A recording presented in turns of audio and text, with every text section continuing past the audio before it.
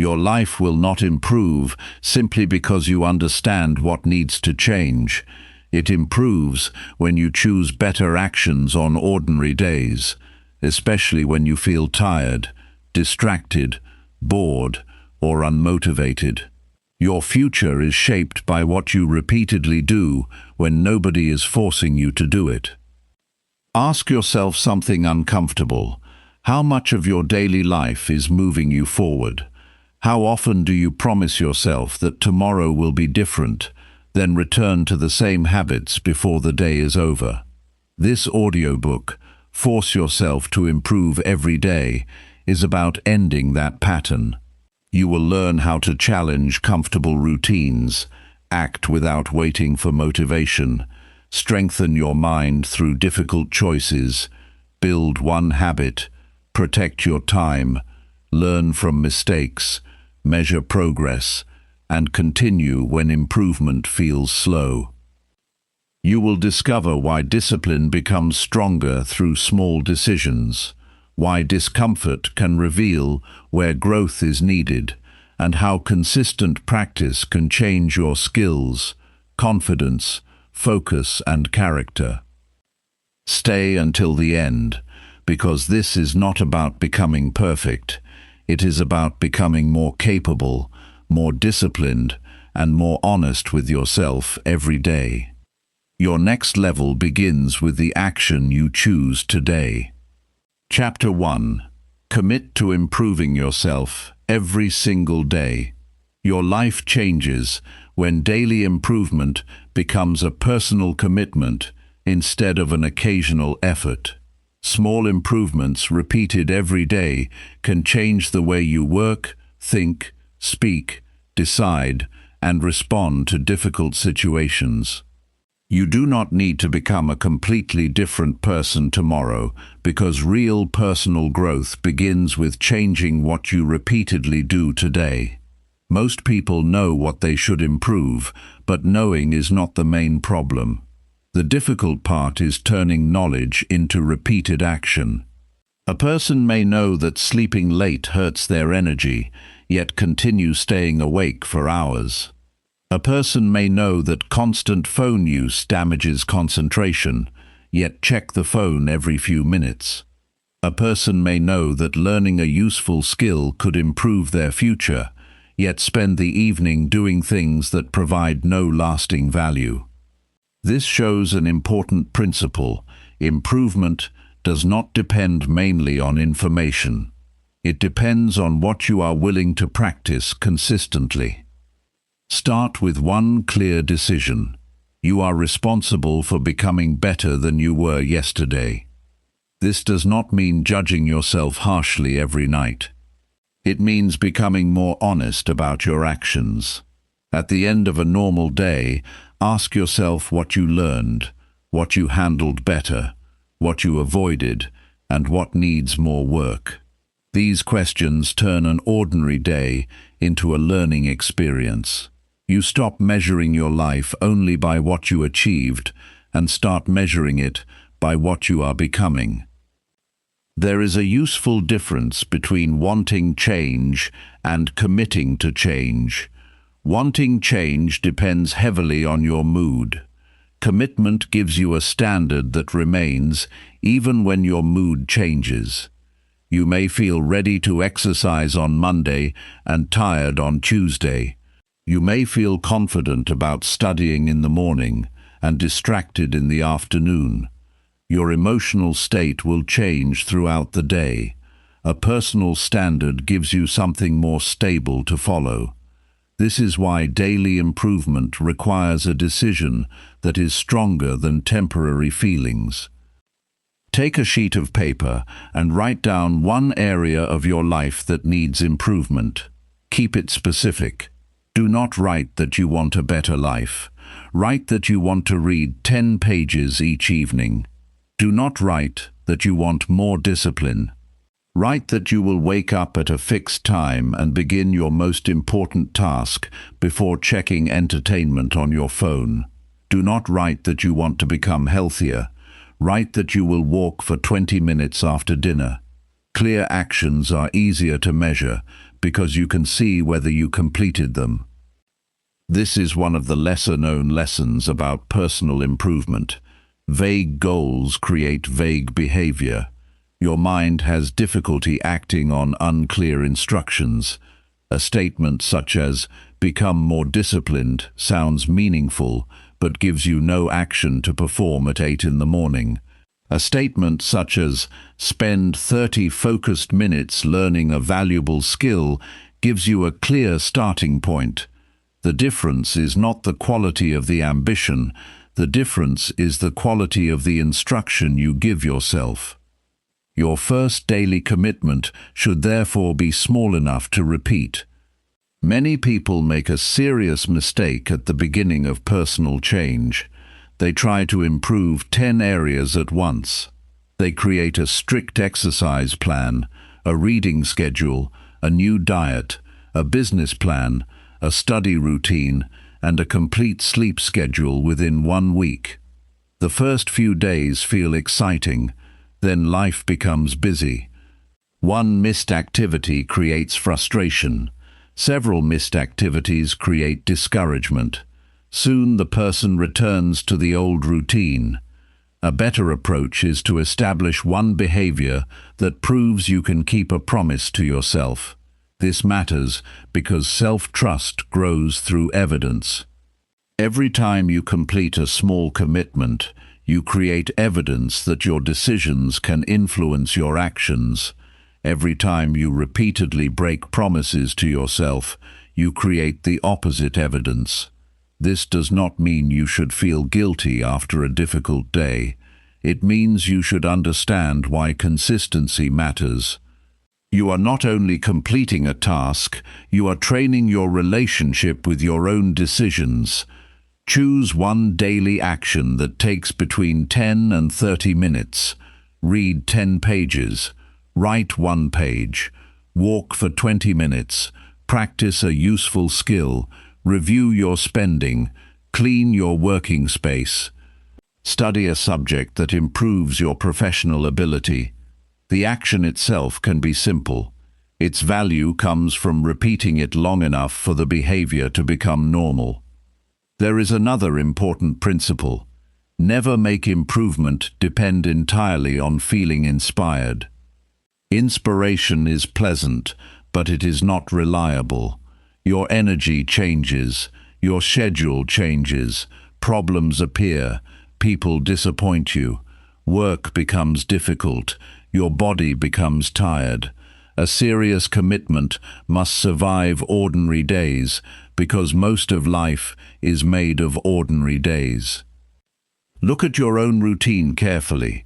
The quality of your life is influenced by what you repeatedly do during normal mornings and ordinary evenings. Major events may change your direction, but repeated daily behavior determines how you function inside that direction.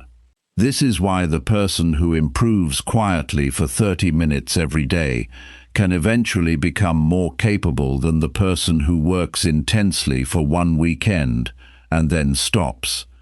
Build a fixed time for your improvement activity. A fixed time removes unnecessary decision-making. You no longer need to ask yourself whether you should do it today. The answer has already been decided. For example, you can read from 7:30 to 8 every evening. You can study from 6:30 to 7 each morning. You can exercise after work before sitting down at home. The exact time is less important than making the behavior predictable. Your environment also matters more than most people realize. A person who wants to read while keeping the television on and the phone beside the book is creating unnecessary difficulty. A person who wants to study while receiving constant notifications is competing with several sources of distraction. Personal discipline improves when your environment supports the behavior you want. Put the book on your desk. Keep the phone in another room. Prepare your clothes before sleeping. Open the document you need before beginning work. Small changes reduce the number of decisions required. This leads to a practical daily rule. Make the right action easier to start, and the wrong action harder to continue. You do not need perfect self-control when your surroundings are designed intelligently. Put healthy food where you can see it. Keep entertainment apps away from your main screen. Prepare your study materials before bed. Keep your walking shoes ready. These simple adjustments do not make you weak. They show that you understand how behavior works. Your morning deserves special attention because the first meaningful decision of the day can influence the quality of the next several hours. You do not need a complicated morning routine. Start with 3 basic actions. Get out of bed at the time you planned. Take care of your physical needs. Begin one useful task before giving your attention to unnecessary entertainment. This creates an early experience of keeping your word to yourself. Notice what happens when you begin the day by checking messages, short videos, news, and social media. Your attention moves outward before you have decided what deserves it. You may spend 20 minutes looking at other people's activities before doing anything important for your own life.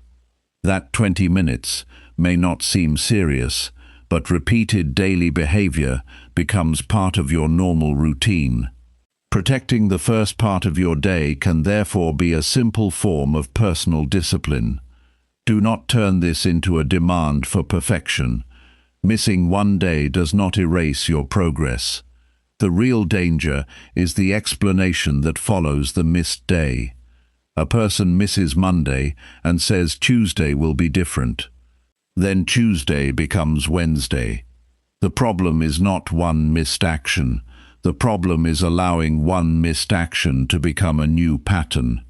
A strong recovery rule is simple. Return at the next available opportunity. This rule removes unnecessary drama from self-improvement.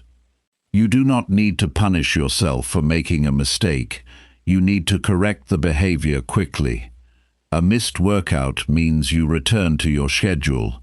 A wasted evening means you begin again the next morning. A poor decision means you examine what caused it and change the process that led to it. Improvement becomes easier when mistakes are treated as information rather than as proof that you cannot change. Keep a simple record of your daily commitment.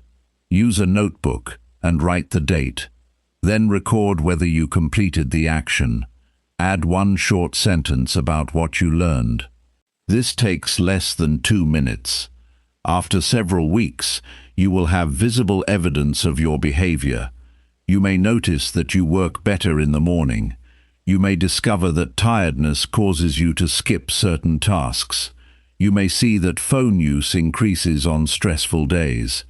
This information is valuable because improvement becomes more precise when you understand your own patterns. Your record should not become another source of pressure. Its purpose is awareness. You cannot improve a behavior that you refuse to observe. Many people judge themselves by memory, and memory is selective. They remember the days they failed and forget the days they succeeded. A simple record gives you a more accurate view. It allows you to see whether you are actually improving or merely feeling like you should be improving. Now make your daily commitment measurable. Suppose your goal is to become a better reader. Decide how many pages you will read. Suppose your goal is better physical fitness. Decide how many minutes you will move. Suppose your goal is better communication. Decide that you will practice listening without interrupting during one conversation each day. Suppose your goal is better financial control. Decide that you will record every purchase for 30 days. Measurement turns intention into something you can evaluate. There is also value in improving one small part of an existing habit. You do not always need to create a completely new routine. Take something you already do every day and attach a useful action to it. After your morning coffee, review your most important task. After lunch, walk for 10 minutes. Before bed, write down the most important lesson from the day. After finishing work, spend 15 minutes learning a skill. This method reduces the difficulty of starting because the new behavior follows something that already happens. Your daily improvement should also include your character, not only your productivity. Becoming better is not simply about completing more tasks. It includes becoming more patient, more honest, more reliable, more prepared, and more responsible. You can improve your character through specific practice. Speak calmly during disagreement. Admit mistakes without creating excuses. Arrive on time. Finish what you promised to finish. Listen carefully before responding. These actions may look ordinary, but they reveal the quality of a person. Pay attention to how you speak to yourself after failure. Harsh self-criticism rarely teaches a useful lesson by itself. A better response is precise and factual. Instead of saying that you are lazy, identify what happened. You stayed awake too late. You started the task without a clear plan. You kept your phone beside you. You accepted too many interruptions. Once the cause is clear, the solution becomes easier to identify. This is a major part of mature self-improvement. Judge the behavior accurately without attacking your identity. You should also learn to separate discomfort from danger. Improvement often feels uncomfortable because you are doing something that is not yet familiar. Reading when you want entertainment feels uncomfortable. Exercising when you would rather sit feels uncomfortable. Studying after a long day feels uncomfortable. Speaking honestly during a difficult conversation can feel uncomfortable. These feelings do not automatically mean you are doing something wrong. Sometimes they simply mean that you are practicing a behavior that requires effort. Still, do not confuse improvement with constant suffering. Your goal is not to make every day difficult. Your goal is to become more capable. Rest is part of that process. Good sleep improves attention. Proper food supports energy. Breaks can restore concentration. Time with people you care about can support emotional stability. A disciplined person does not fill every minute with work. A disciplined person knows what deserves effort and what deserves recovery.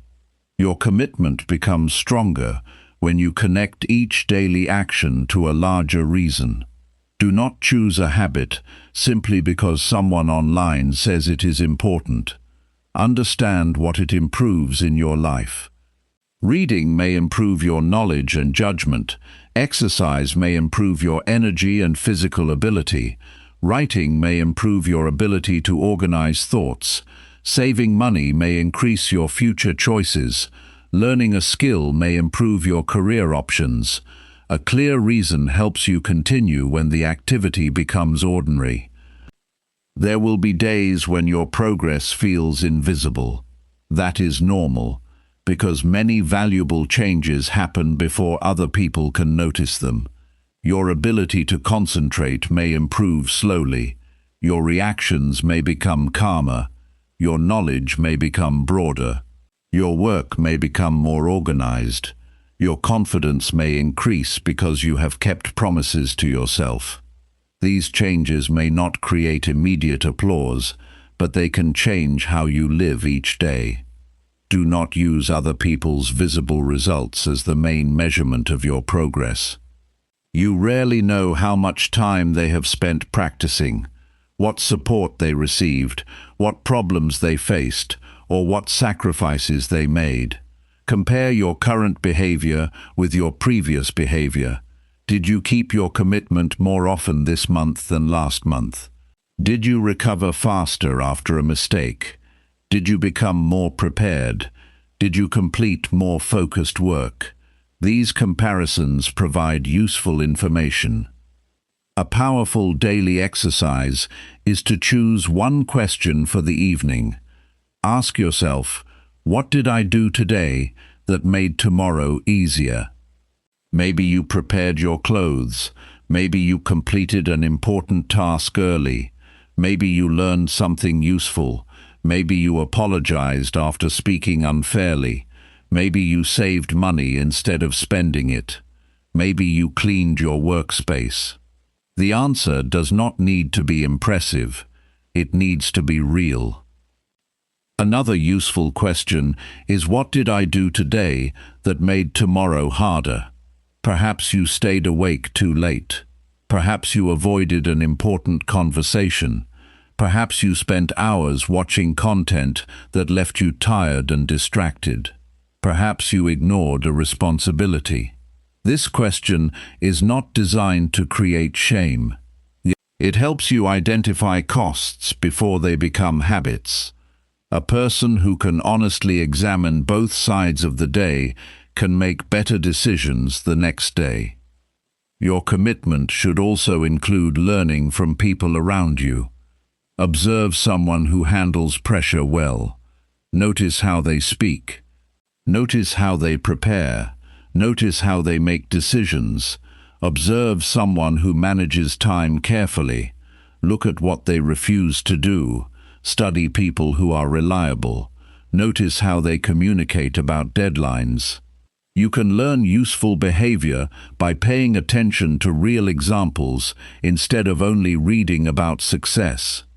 At the same time, stop copying every habit you see. Improvement requires judgment. A routine that works for one person may not fit your responsibilities. A certain schedule may work for a student and fail for a parent. A business routine may not fit someone with a different type of work. Learn the principle behind a successful behavior and adapt it to your circumstances.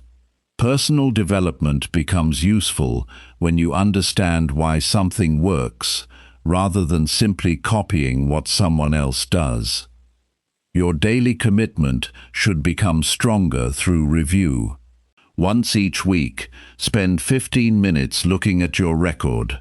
Identify the behavior you completed most consistently. Identify the behavior you avoided.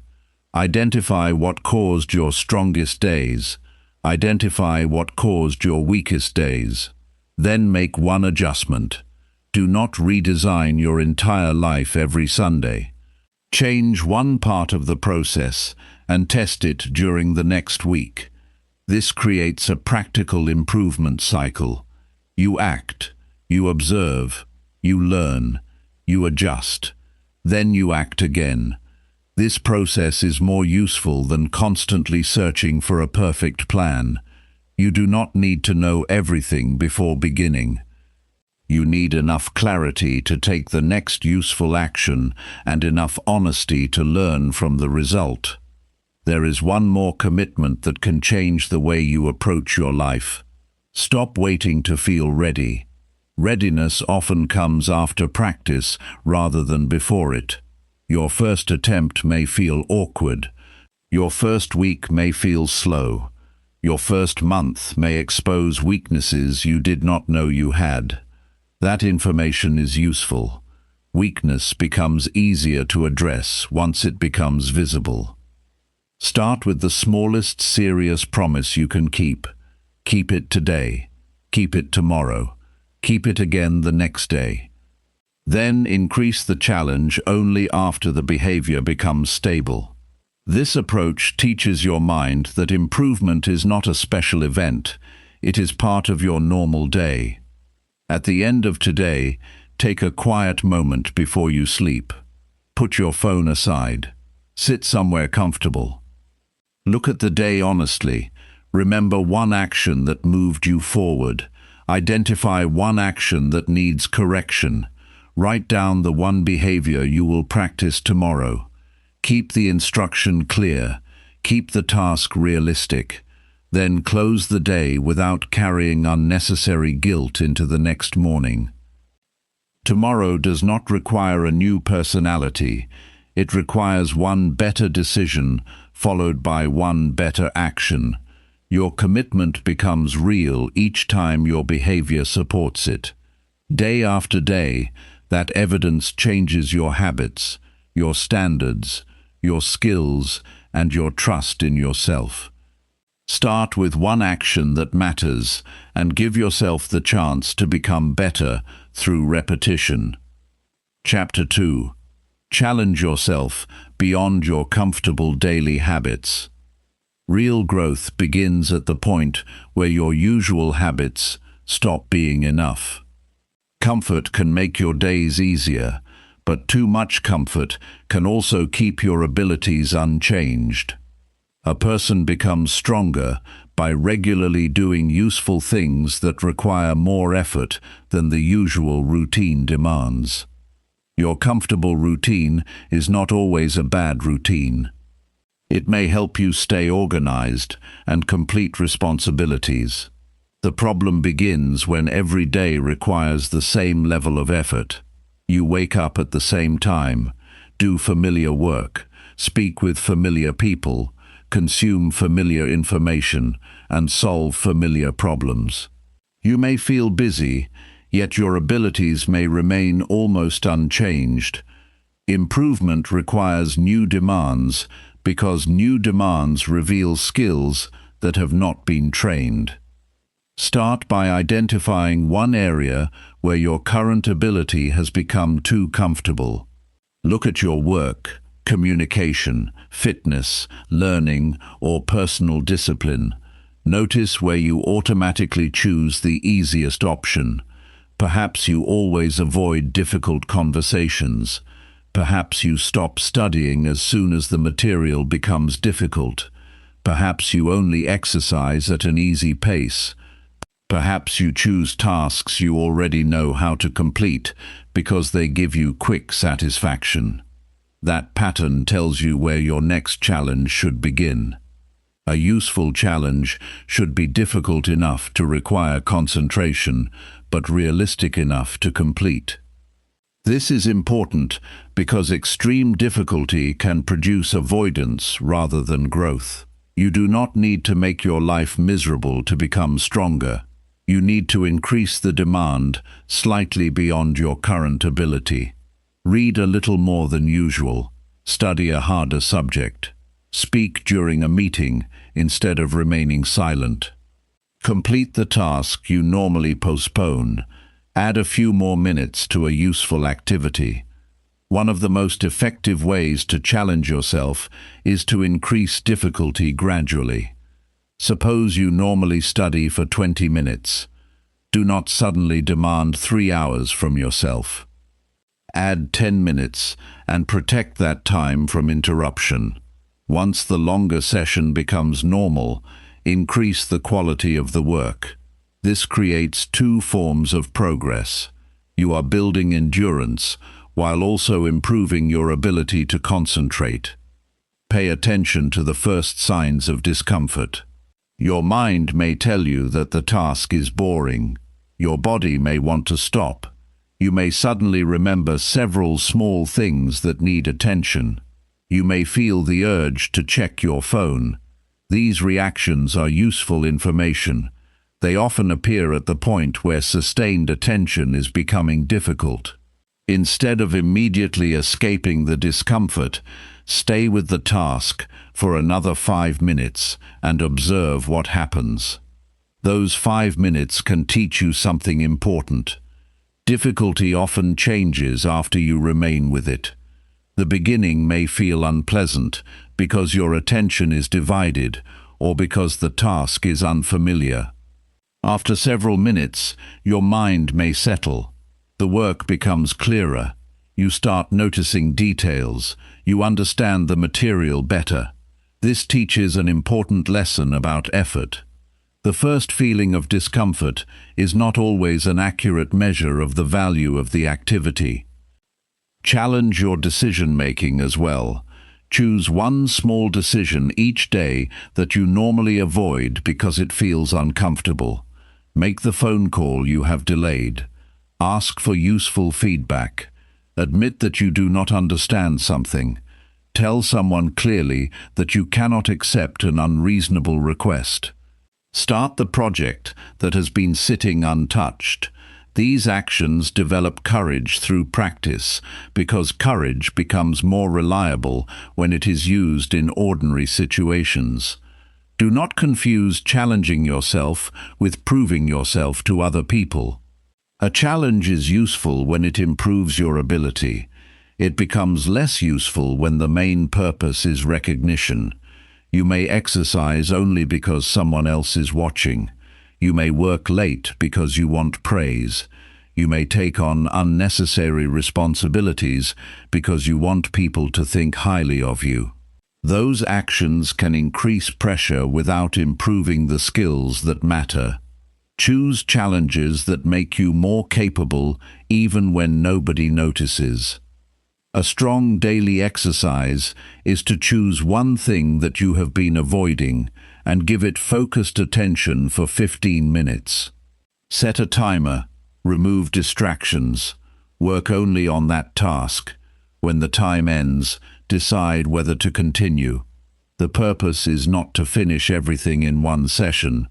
The purpose is to train yourself to begin difficult work instead of spending your energy preparing to begin. Your challenge should also involve learning from failure. The first difficult attempt may expose weaknesses. That is useful. Suppose you speak during a meeting and struggle to explain your idea. Do not label yourself as a poor communicator. Review what happened. Did you speak too quickly?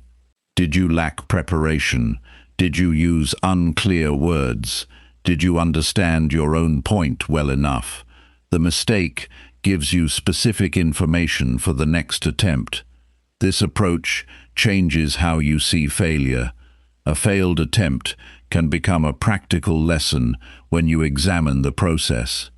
You learn what needs preparation, what needs practice, and what needs adjustment. Avoiding the challenge protects you from temporary embarrassment, but it also prevents you from collecting the information required to improve. You should also challenge the speed at which you expect results. Modern life trains people to expect quick responses. Messages arrive instantly. Entertainment begins immediately. Information is available within seconds. Personal skill does not develop at the same speed. Reading one difficult book does not make you wise. Practicing a skill for 1 week does not make you highly capable. The challenge is to continue working after the early excitement disappears. Set a period during which you will practice one difficult behavior without judging the results every day. Give yourself 30 days. During those 30 days, focus on completing the process. A person learning public speaking can record one short explanation every day. Someone improving writing can produce a page daily. Someone developing physical strength can follow a consistent training schedule. The measurement should focus on practice first, because skill grows through repeated exposure. There is also a social side to personal challenge. Spend more time around people who encourage responsible growth. Listen to someone who is willing to tell you where you can improve. Ask for specific feedback rather than general praise. Instead of asking whether your work was good, ask what could have been clearer. Instead of asking whether your presentation was interesting, ask where attention dropped. Specific feedback gives you something to practice. Challenge your standards without becoming unfair to yourself. There will be days when your energy is lower. There will be responsibilities you cannot control. There will be setbacks that require adjustment. A disciplined challenge leaves room for reality. You may reduce the amount of work on a difficult day while still keeping the habit alive. The important point is to avoid using temporary difficulty as a permanent reason to return to the easiest option. At the end of each day, record one moment when you chose effort over avoidance. Maybe you studied while feeling tired. Maybe you completed a difficult conversation calmly. Maybe you worked on a skill that made you uncomfortable. Maybe you asked someone to correct your mistake. Write down what happened and what you learned. Over time, these records show you where your confidence is growing through actual experience. Your comfort zone becomes smaller when you challenge yourself intelligently, but your ability becomes larger. You discover that tasks which once seemed difficult can become normal through practice. Then you can increase the demand again. This is how improvement remains active instead of becoming a short period of enthusiasm. Tomorrow, choose one useful action that requires more effort than your normal routine. Give it your full attention. Stay with the discomfort long enough to learn from it. Review the result without excuses and without harsh judgment. Then use what you learned to make the next attempt better. Your daily challenge does not need to impress anyone. It needs to make you more capable than you were before you started. Chapter 3. Discipline your actions when motivation disappears completely. Motivation can help you begin, but discipline determines what you do after the feeling disappears. Some days you will wake up ready to work, learn, exercise, and improve. Other days you will wake up with little energy and no desire to do anything difficult. Those ordinary days reveal whether your plans depend on emotion or on a clear personal standard. Motivation is temporary because your mental and physical state changes throughout the day. Poor sleep can lower your energy, stress can reduce your patience, a difficult conversation can consume your attention, a disappointing result can make useful work feel pointless. None of these experiences automatically remove your responsibilities. They simply change how much emotional energy you have available. Discipline allows you to continue with important actions even when your internal state is not helping you. The first practical lesson is to stop asking yourself whether you feel like doing the task. That question gives your mood unnecessary authority. Ask a more useful question instead. What action did I decide was important before this feeling appeared? The answer connects you to a decision you already made. You are not trying to create excitement. You are trying to follow through on something that has already earned a place in your priorities. Create a minimum standard for your important habits. This standard should be small enough to complete on a difficult day. For exercise, your minimum might be 15 minutes of movement. For reading, it might be 5 pages. For studying, it might be 20 focused minutes. For writing, it might be 300 useful words. The minimum is not your final target. It is the amount that keeps the behavior active when your energy is low. This method solves a common problem. People often create routines that only work on their best days. They plan as though every morning will provide high energy and perfect concentration. Real life does not work that way.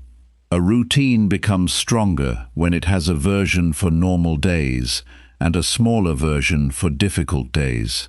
You maintain the direction even when the amount of effort changes. Learn to recognize the difference between genuine exhaustion and simple resistance. Genuine exhaustion can require rest. Resistance often appears because the task is boring, difficult, uncertain, or delayed in reward. These two experiences can feel similar. A useful test is to give yourself 10 quiet minutes without entertainment and begin the smallest part of the task. If your energy improves after starting, resistance was probably part of the problem. If you remain physically drained, recovery may be more appropriate. Your environment can also protect discipline during low motivation. Prepare the first step before you need to take it. Put your study material on the desk. Open the document you need. Place your exercise clothes where you can see them. Prepare the food you intend to eat. Remove unnecessary notifications before beginning important work. These actions reduce friction between your intention and your behavior. There is a deeper reason preparation matters. Every unnecessary decision consumes some attention. Choosing what to study, where to work, what to open, and when to begin can create delays before the real task even starts. A prepared environment removes several decisions at once. You are then left with one clear action. This makes discipline easier without requiring extraordinary willpower. Use a starting ritual that takes less than 2 minutes. Sit at the same place. Put your phone away. Open the required material. Write the first task on paper. Start a timer. Then begin. Do not spend 20 minutes preparing to work. Preparation should lead directly into action. The purpose of a starting ritual is to make the beginning familiar enough that you do not need to negotiate with yourself each time. You also need to protect yourself from the false promise of later. The mind often says that you will do the important task after lunch, after one video, after checking messages, or after you feel more energetic. Sometimes later is reasonable. Often it becomes an escape route. Delay feels harmless because no immediate damage occurs. Hours later, however, the unfinished task is still present and the available time is smaller. Use a specific rule for important work. Give the task a starting time instead of only giving it a deadline. A deadline tells you when something must be finished. A starting time tells you when action begins. This distinction is useful because many people become active only after pressure becomes uncomfortable. Starting earlier gives your mind more room to solve problems calmly. Discipline also requires controlling the quality of your attention. You may sit at a desk for 1 hour and accomplish very little because your attention keeps moving between the task and your phone. Measure focused work rather than time spent near the work. During a study session, remove the phone from reach. During writing, close unrelated pages.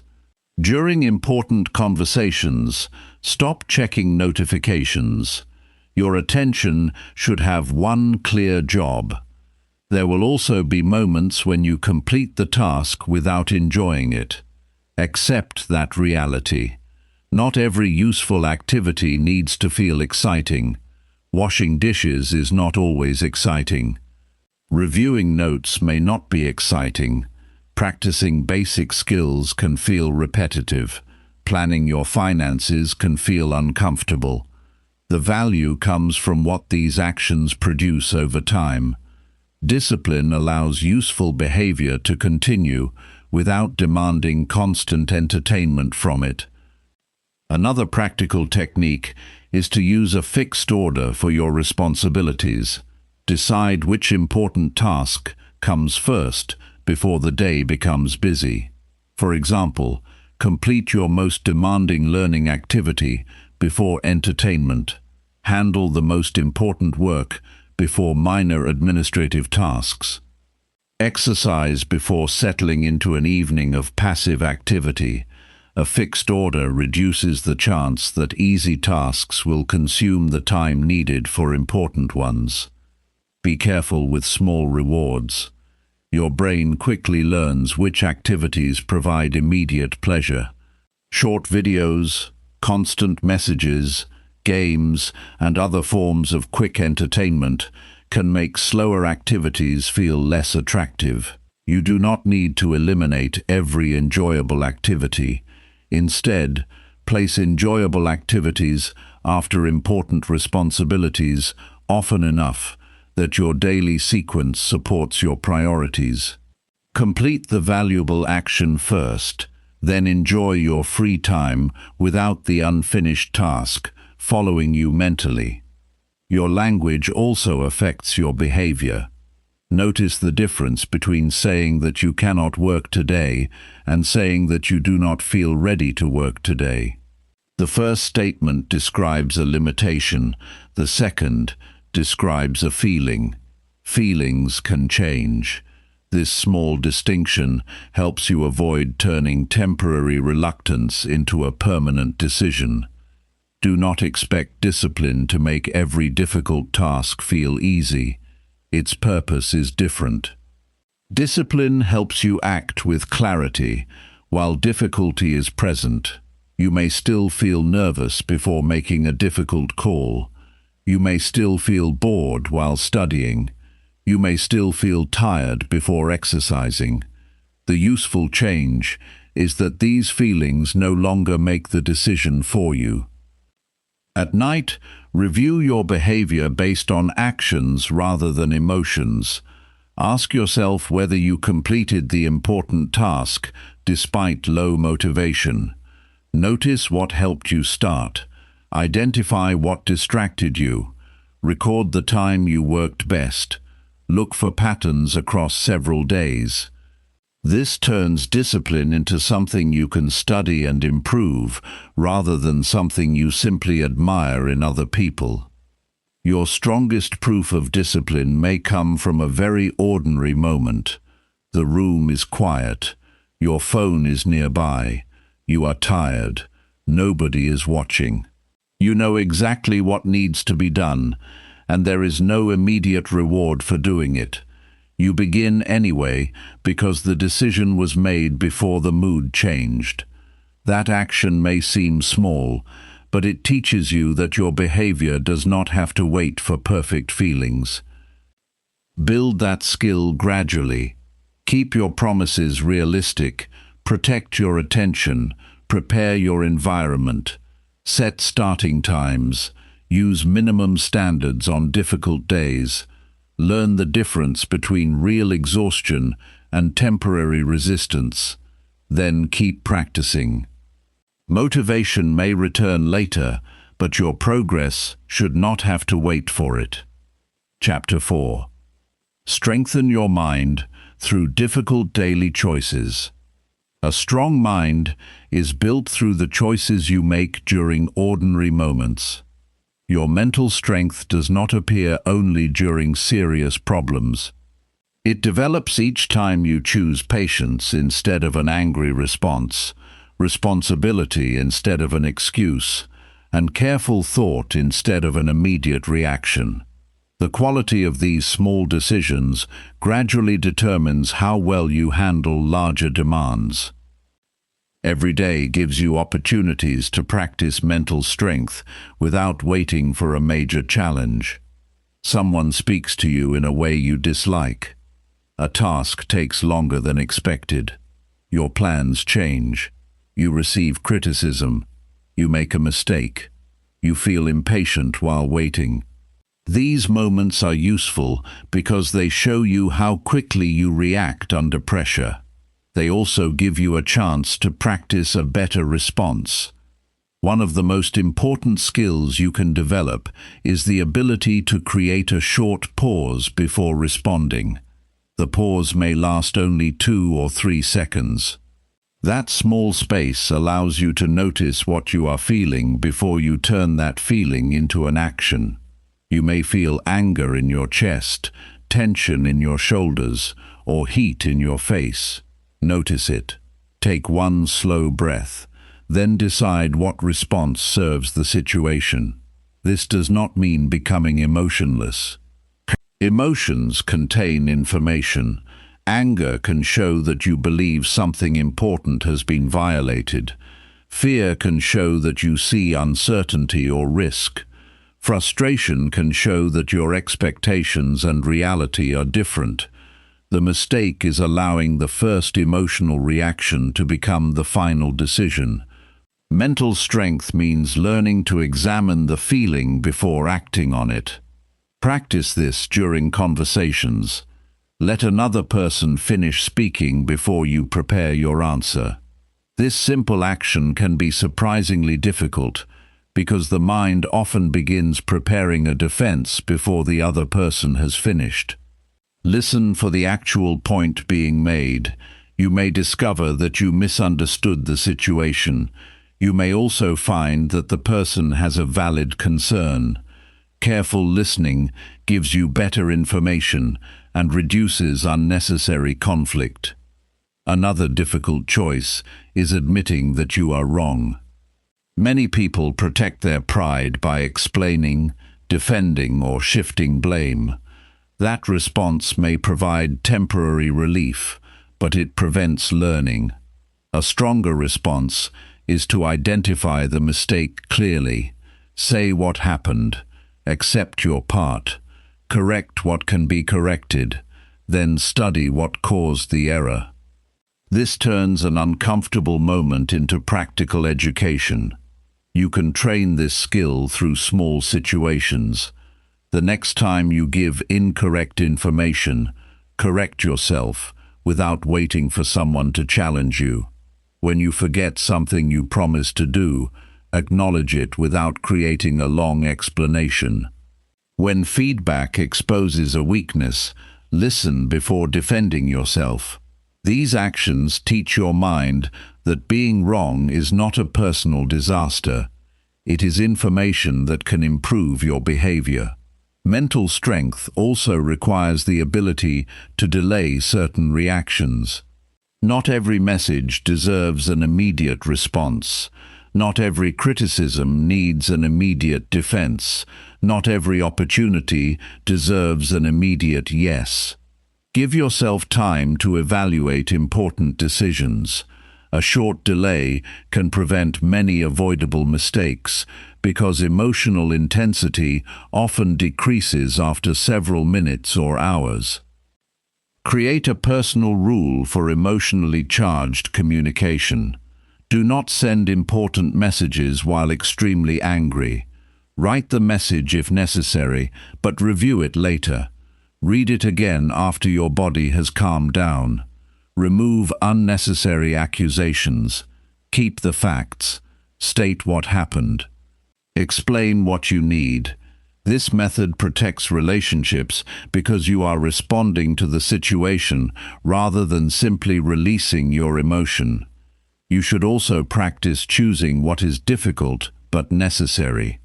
There are tasks that remain uncomfortable because they require responsibility. Paying attention to your finances can be uncomfortable. Cleaning a neglected space can be uncomfortable. Studying a subject you do not understand can be frustrating. Having an honest conversation can be stressful. Avoiding these actions may feel easier today, but the unfinished responsibility usually remains. A useful mental exercise is to ask what the easier choice will cost me later. This question changes the way you evaluate comfort. Sleeping instead of preparing may feel better tonight, but tomorrow may become more difficult. Ignoring a small disagreement may feel peaceful now, but resentment may grow. Spending money without checking your budget may feel enjoyable today, but the financial pressure can appear later. You are learning to consider delayed consequences rather than only immediate feelings. Another way to strengthen your mind is to practice controlled discomfort. Choose small situations where you can safely tolerate inconvenience. Take a short walk without entertainment. Sit quietly for several minutes.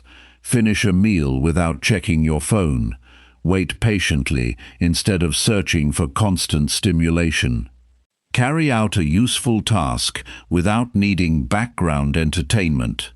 These exercises teach you that you can remain calm without immediately satisfying every urge. This matters because constant stimulation can make ordinary life feel less interesting. Your attention becomes used to frequent changes. A quiet room can feel uncomfortable. A slow task can feel boring. A long conversation can feel difficult.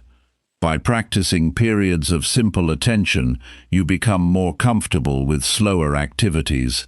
That gives you greater control over where your attention goes. You can also strengthen your mind by questioning your first interpretation of events. Someone may not answer your message because they are busy. A colleague may disagree with your idea because they see a problem you missed. A delayed result may have several causes. Your first explanation is not automatically the correct explanation. Before creating a story about someone's intentions, separate what you know from what you are assuming. Use a simple mental check during stressful moments. Identify the fact. Identify your interpretation. Identify the action available to you. For example, the fact may be that a person criticized your work. Your interpretation may be that they do not respect you. The action available to you may be asking for specific feedback. This process prevents assumptions from controlling your behavior. Strong thinking also requires accepting limits. You cannot control another person's opinion. You cannot control every delay. You cannot guarantee that your effort will produce the exact result you want. You can control preparation, communication, effort, and response. Spend your energy on these areas. This is not passive thinking. It is efficient thinking because it prevents you from wasting attention on things outside your authority. Your daily choices should also reflect the person you want to become. Before making an important decision, ask what standard you want this decision to represent. Do you want to be reliable? Do you want to be calm under pressure? Do you want to be honest, even when honesty is inconvenient? Do you want to be responsible with your time? Your standards become stronger when you use them during situations where ignoring them would be easier. At the end of the day, review one difficult choice you made. Do not ask whether you looked strong to other people. Ask whether your response matched your values. Maybe you stayed calm during criticism. Maybe you admitted a mistake. Maybe you refused to react to an insulting message. Maybe you completed an unpleasant responsibility before relaxing. These moments provide evidence about your character. Then identify one choice you would handle differently. Be specific. Perhaps you spoke too quickly. Perhaps you became defensive. Perhaps you delayed a responsibility. Perhaps you allowed irritation to control your tone. Decide what you will do differently next time. Mental strength grows through this kind of honest review because awareness becomes connected to a better response. Your mind becomes stronger each time you make a deliberate choice under ordinary pressure. You do not need dramatic challenges to develop this ability. You need daily opportunities to pause, observe, decide, and act with greater control. The next difficult moment in your day can become another training opportunity. Use it to practice the response you want to become natural. Chapter 5. Improve one important habit through consistent practice. One important habit can change the quality of your entire day because habits influence what you do without requiring a new decision every time. The key is not choosing the most impressive habit. The key is choosing one behavior that solves a real problem in your life and practicing it long enough for improvement to become visible. Start by looking at the part of your day that repeatedly creates problems. Maybe you lose time in the morning. Maybe you leave important work unfinished. Maybe you spend too much money on unnecessary purchases. Maybe you avoid reading because entertainment is easier. Maybe your workspace becomes disorganized and makes work harder. Choose the habit connected to a problem that affects your daily results. This gives your practice a clear purpose. A habit becomes easier to improve when you define the exact behavior. Saying that you want to become more organized is too broad. Decide that you will spend 5 minutes preparing tomorrow's tasks before sleeping. Saying that you want to communicate better is unclear. Decide that you will listen completely before responding during important conversations. Saying that you want to learn more is vague. Choose one subject and study it for a fixed period each day. The next step is to understand what usually happens before the habit you want to change. Most habits have a pattern. A certain time, place, emotion, person, or activity can lead to a repeated behavior. You may reach for your phone whenever work becomes difficult. You may buy unnecessary items after a stressful day. You may start eating without noticing how hungry you actually are. You may postpone difficult work after opening social media. Finding the situation that comes before the behavior gives you something specific to change. For several days, observe yourself without trying to fix everything. Carry a small notebook or use a simple note on your phone. Record the time, situation, action and result. You may discover that your problem is different from what you originally believed. Perhaps you are not avoiding work because you are lazy. You may be avoiding it because the first step is unclear. Perhaps you are not constantly distracted because you lack discipline. Your phone may simply be available during every difficult moment. Good habit change begins with accurate observation. Once you understand the pattern, change one part of it. Do not depend only on resisting the old behavior. Add a better action at the exact point where the old pattern usually begins. When you notice yourself reaching for your phone during difficult work, stand up and write the next task on paper. When stress creates the urge to spend money, wait 10 minutes before making the purchase. When you feel too tired to read 2 pages instead of deciding that the entire evening is lost. This method gives your mind a specific alternative. You are not simply saying no to an old behavior. You are creating a clear response for the same situation.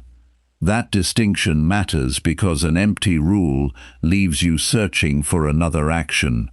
A replacement gives you something to do immediately. Make the first version of the habit almost embarrassingly simple. A person who wants to become a regular reader may begin with 5 pages.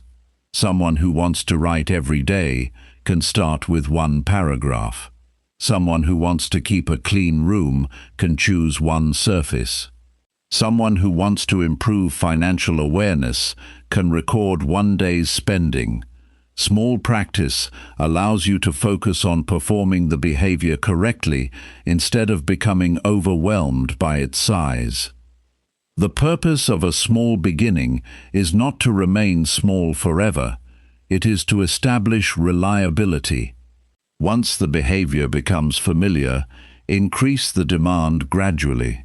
5 pages can become 10, 10 minutes can become 20, 1 paragraph can become a page, 1 weekly review can become a more detailed system. Increase the difficulty only after the basic behavior has become stable enough to perform without constant internal debate. There is an important difference between repetition and mindless repetition. Repeating the same action does not guarantee improvement. You need to notice the quality of your performance. A person can practice poor communication for years and become very comfortable with poor communication. A person can exercise with incorrect technique for months and repeat the same mistakes. A person can study without testing their understanding and mistake time spent with learning. Use deliberate practice. Choose one part of the habit that needs improvement and give it attention. A person improving writing can focus on clearer sentences. A person learning a language can focus on pronunciation. A person developing presentation skills can focus on speaking more slowly. A person improving fitness can focus on correct movement. This makes practice educational instead of merely repetitive. Keep a record that shows quality as well as completion.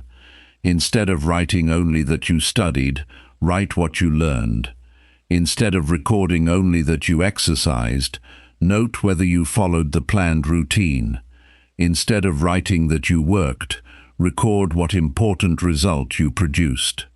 These details help you see whether the habit is actually producing the change you want. Expect boredom to appear. This is one of the most important stages of habit development because the early excitement eventually disappears.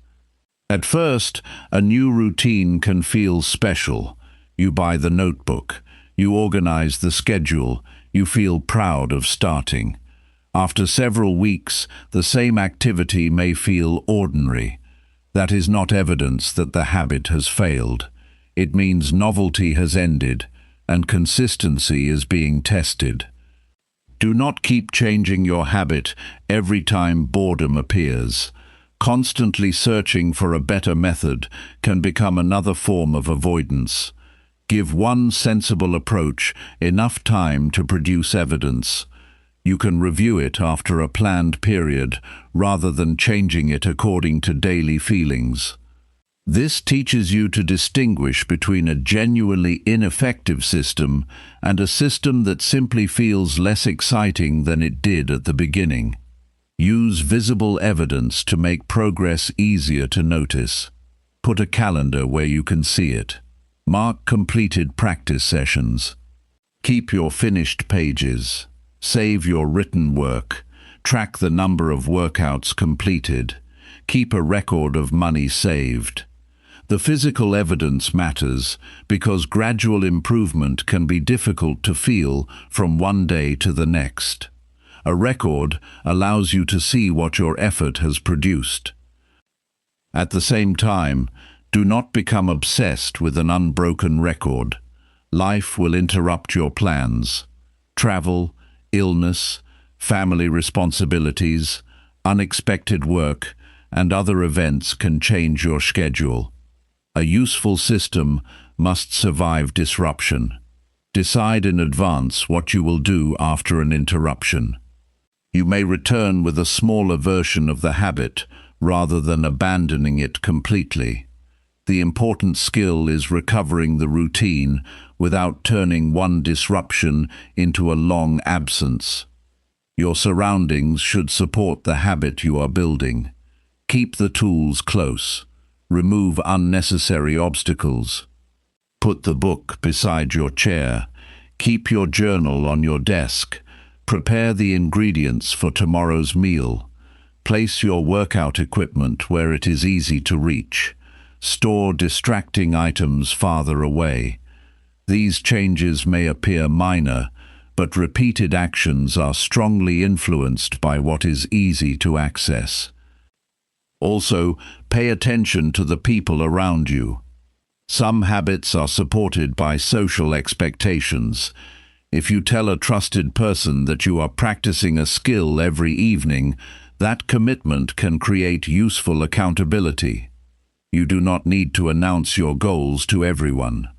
Choose someone who respects your effort and can ask a simple question about your progress.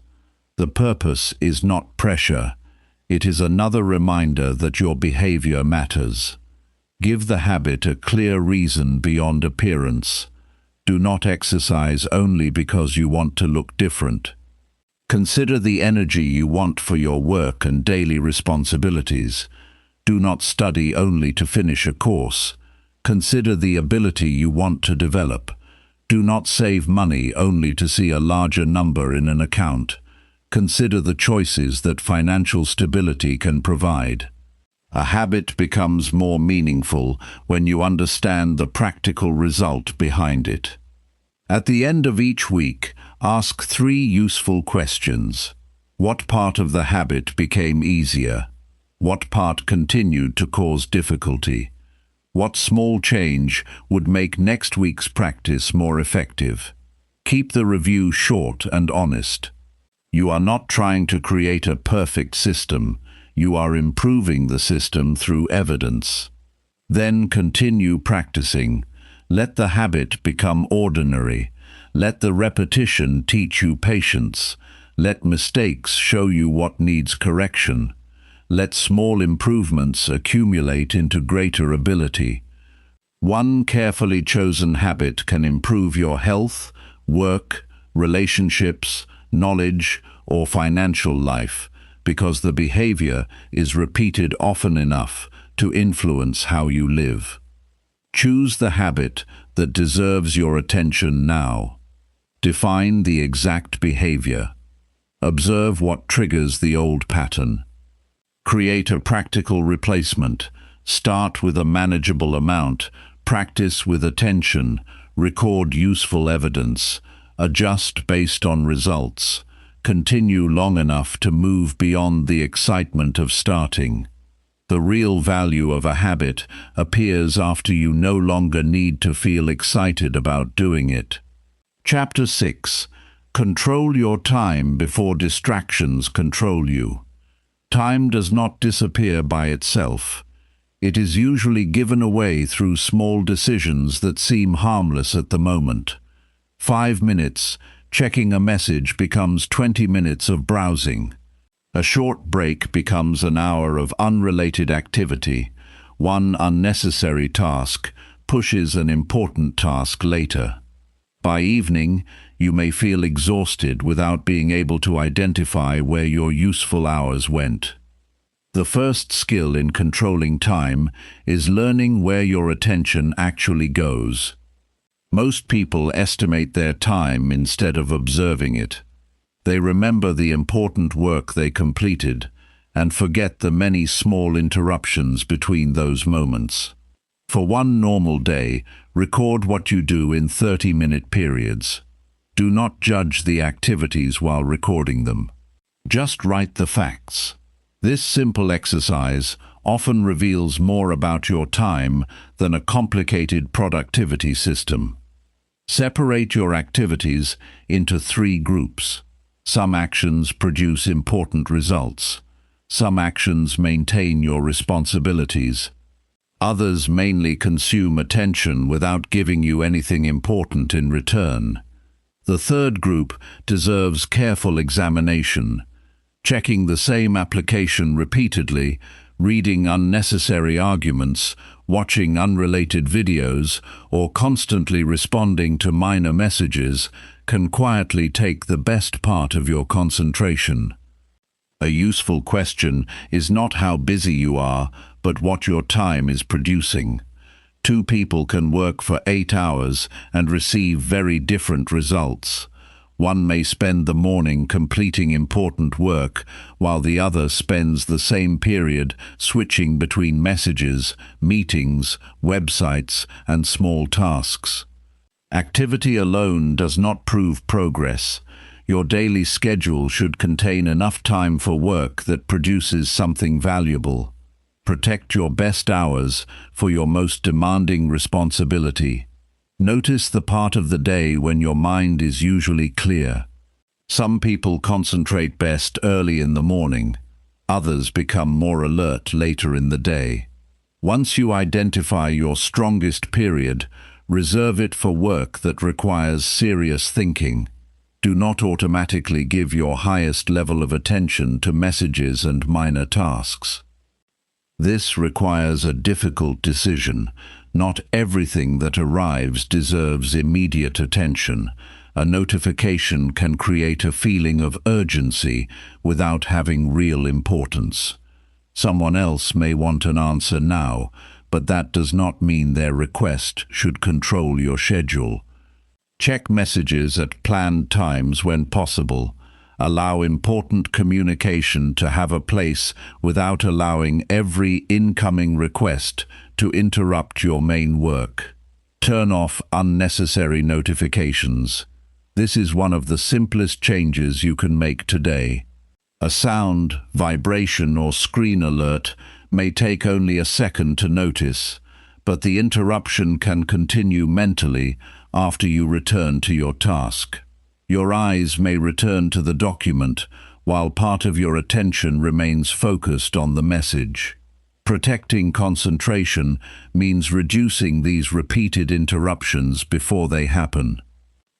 Use a written daily priority list with very few important items.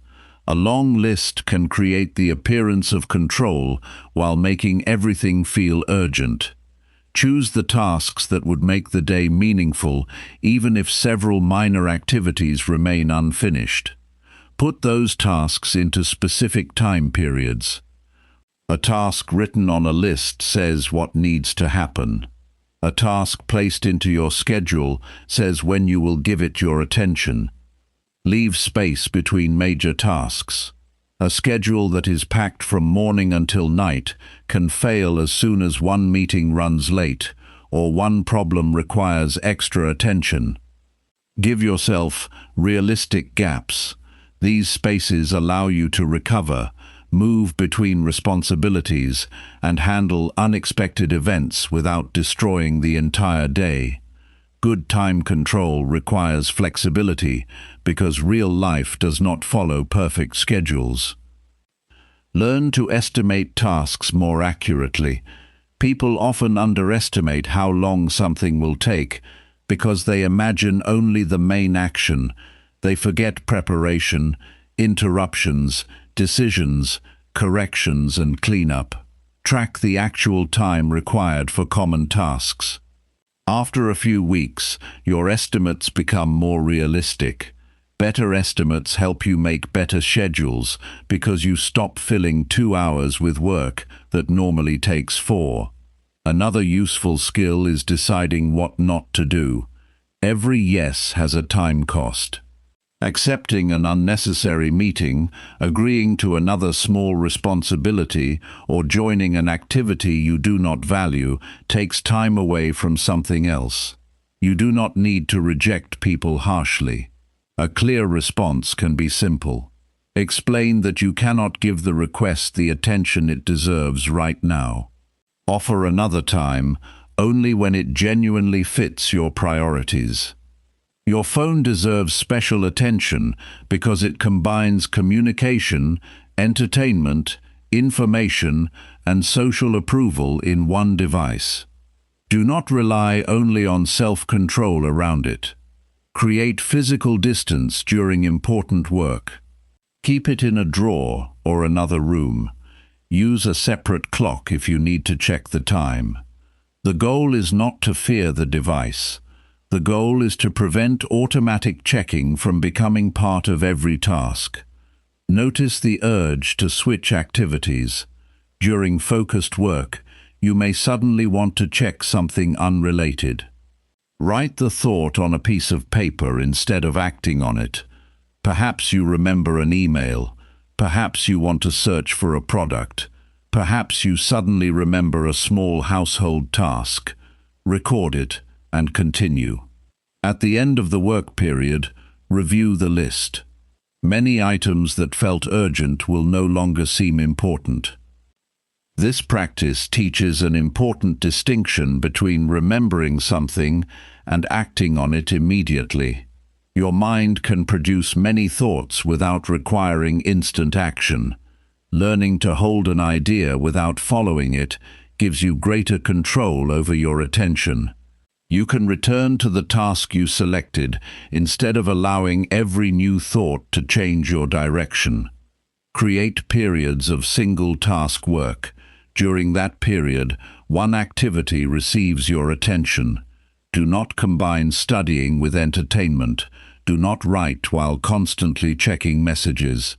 Do not listen to a meeting while doing unrelated work unless the task genuinely allows it. Switching between activities creates hidden costs, because you must repeatedly remember where you were and what you were doing. Use short, focused sessions to develop this ability. Start with 25 minutes if your concentration is weak. Work on one clear task. Then take a short break. During the break, stand up, drink water, stretch, or look outside. Avoid replacing work with an activity that creates another long period of distraction. The purpose of the break is to restore attention rather than begin another cycle of consumption. Your evening also needs protection. Many people lose control of the next day before they go to sleep. They continue watching content late at night, delay basic preparation, and wake up with no clear plan. Spend 10 minutes preparing for tomorrow. Check your schedule. Choose the most important task. Prepare anything you will need. Decide roughly when you will complete it. This reduces morning uncertainty and gives the next day a clear starting point. Do not try to control every minute. Time management is not about turning life into a rigid schedule. You need time for rest, relationships, unexpected events, and simple enjoyment. The goal is to make deliberate choices about the time you can control. A person who schedules every minute may create unnecessary stress.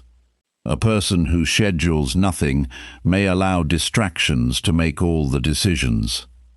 Review your week by looking at results. Which activities produced something valuable? Which commitments consumed more time than expected? Which distractions appeared most often? Which part of the day gave you your best concentration? Where did you repeatedly postpone important work? These answers show you where your schedule needs adjustment. Your time becomes more valuable when your attention becomes more selective. You cannot give full concentration to everything. Decide what deserves your best hours. Decide what can wait. Decide what can be removed. Decide what can be delegated when appropriate. Decide what you will stop checking simply because it is available. Today, measure one ordinary day honestly. Protect one period for important work. Remove unnecessary alerts. Put your phone farther away. Write down distracting thoughts instead of following them. Give important tasks specific times. Leave room for unexpected events.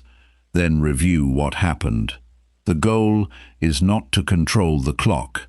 The goal is to stop allowing every distraction to decide what your limited hours become. Chapter 7. Learn from every mistake and setback. Mistakes become valuable only after you study them honestly. A setback can hurt your confidence, waste your time, damage a relationship, or delay a goal. But the event itself does not automatically make you wiser. The lesson comes from examining what happened and changing what you do next. This is how failure can become useful information instead of a permanent source of regret. The first step is to separate the event from your identity. You made a poor decision. That does not mean you are a poor decision maker. You performed badly in one situation. That does not mean you are incapable. You lost an opportunity. That does not mean your future is finished. This separation matters because people often become so embarrassed by a mistake that they avoid looking at it carefully. Without examination, the same cause can create another problem later. After a setback, resist the urge to explain everything immediately. Strong emotions can make your judgment less accurate. Give yourself enough time to become calm and then reconstruct what happened. Write down the facts in the order they occurred. What did you know at the time? What decision did you make? What action followed? What result appeared? This process removes some of the confusion created by disappointment. Now look for the first point where the result could have changed. Perhaps you ignored an early warning. Perhaps you started without enough preparation. Perhaps you misunderstood the instructions. Perhaps you trusted information without checking it. Perhaps you delayed action until the available choices became worse. Finding the first correctable point is more useful than simply saying that everything went wrong. Consider a person who misses an important deadline. The obvious explanation may be that there was not enough time. A deeper review may show something else. The person started late, underestimated the work, accepted several interruptions, and failed to check progress halfway through. The deadline was the final event, not the original problem. Once the earlier causes become visible, the person can change the process instead of merely promising to work harder. This is why you should study causes rather than only results. Results tell you what happened. Causes tell you what to change. After losing money, examine the decision process.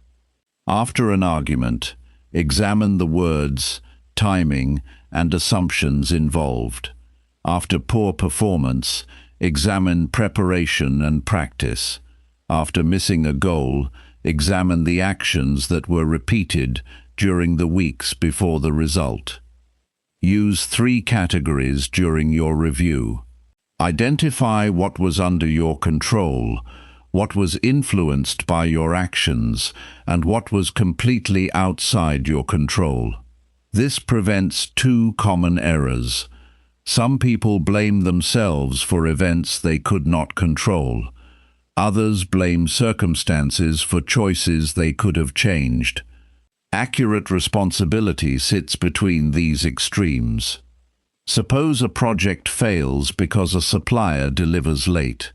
The supplier's delay may not have been your fault, but perhaps you had no backup plan, did not confirm the delivery date, or waited too long before responding.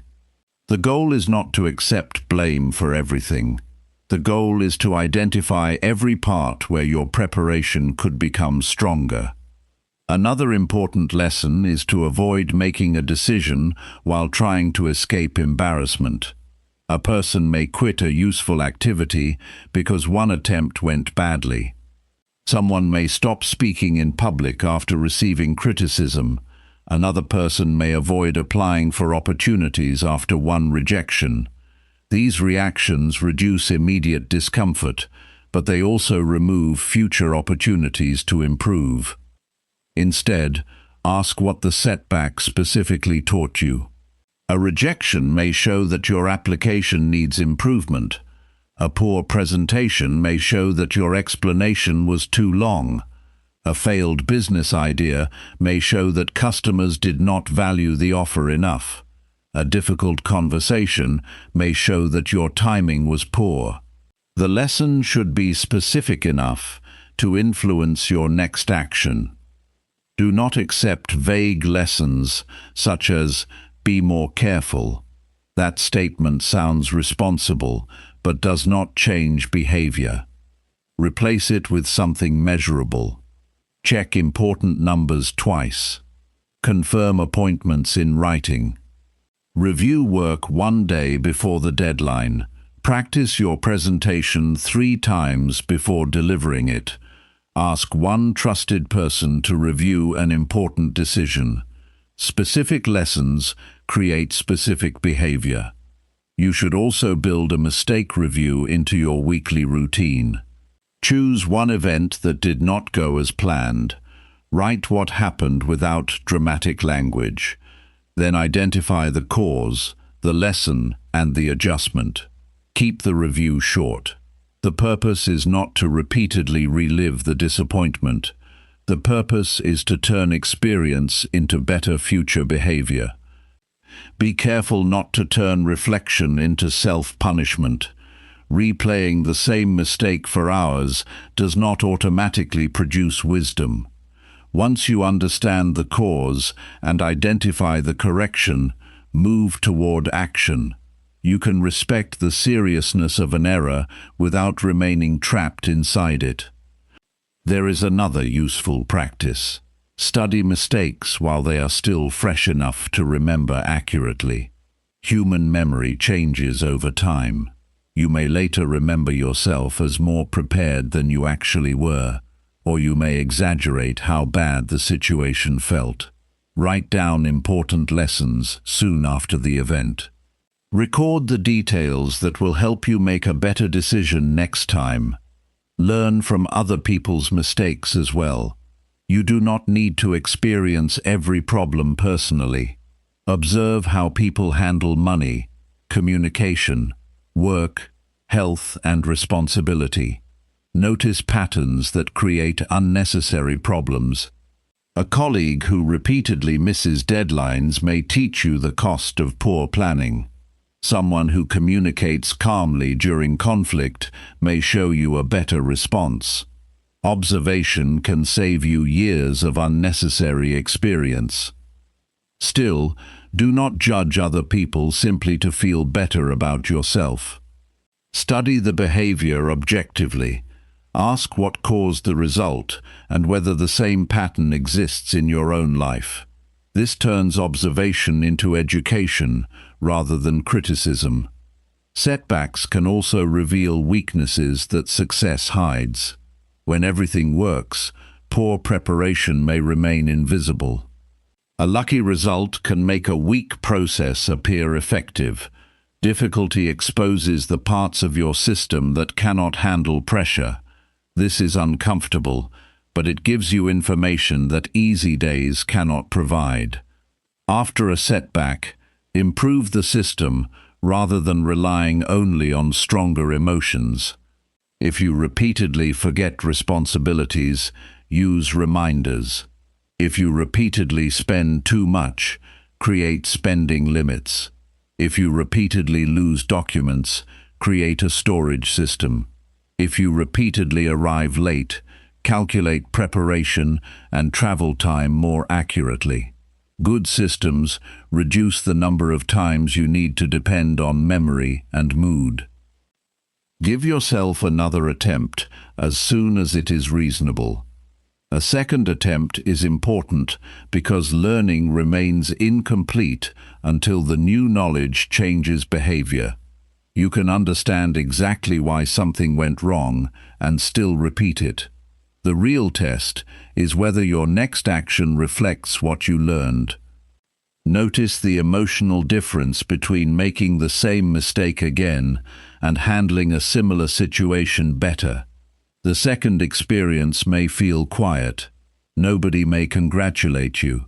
You may simply notice that you prepared earlier, spoke more carefully, checked the details, or stayed calm. That small difference is evidence that the previous setback produced useful change. Your past does not need to become a source of shame. It can become a record of lessons. Some pages will contain poor decisions. Others will contain moments of courage, patience, correction, and growth. Read those experiences honestly. Keep the lesson and release the unnecessary self-attack. Tonight, choose one recent setback and study it for 15 minutes. Write the facts. Identify your responsibility. Find the earliest point where a different action could have helped. Write one practical rule for the future. Then decide when you will apply that rule. Your mistake has already happened. You cannot change the event, but you can decide whether it remains only a painful memory or becomes useful knowledge for the person you are becoming. Chapter 8. Measure your progress and correct weak areas. Progress becomes easier to improve once you can see it clearly. Many people work hard for months without knowing whether their effort is producing the result they want. They rely on feelings such as, "I think I am doing better," or "I feel more productive." Feelings can be useful, but they are not reliable measurements. A clear measurement gives you evidence, and shows you where your effort needs to change. Start by deciding what improvement actually means in one area of your life. You cannot measure something you have not defined. Better fitness could mean walking longer without becoming exhausted. Better reading could mean understanding and remembering more of what you read. Better work performance could mean completing important tasks with fewer errors. Better communication could mean listening more carefully and explaining ideas with fewer misunderstandings. Define the result before choosing the number. Choose measurements that reflect real progress rather than activity alone. Counting hours can be misleading. You may spend 3 hours studying while remembering very little. You may spend 2 hours at work while producing only a small result. You may read 50 pages and forget most of the material. A better measurement asks what changed because of the effort. Did you understand something new? Did you complete a useful task? Did your accuracy improve? Did your response become more effective? Use a simple baseline before trying to improve. Record where you are now. If you want to improve your reading, test how much you remember from a short section. If you want to improve your writing, save a sample of your current work.